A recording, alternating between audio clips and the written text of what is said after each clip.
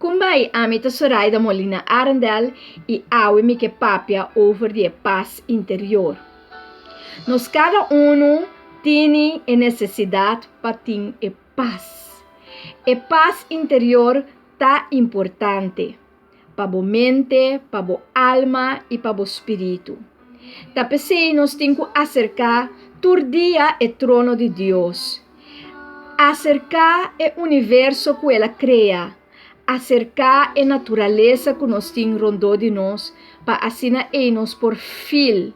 Nos por fil é paz de Deus, é paz que está sossegada em nós, é paz que nós por ilustrar na outro. Hopi caminha não tem paz, den classe local não tem paz, na trabalho não tem paz, den família não tem paz. Den nos casa de família não tem paz.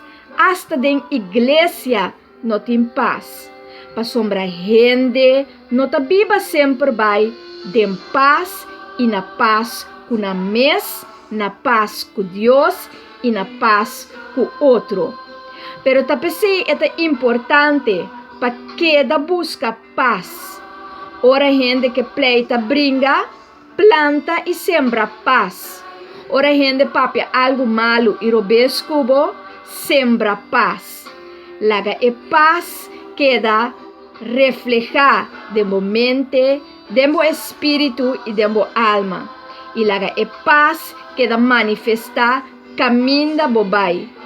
Gente ta sinti ora botar uma persona de paz.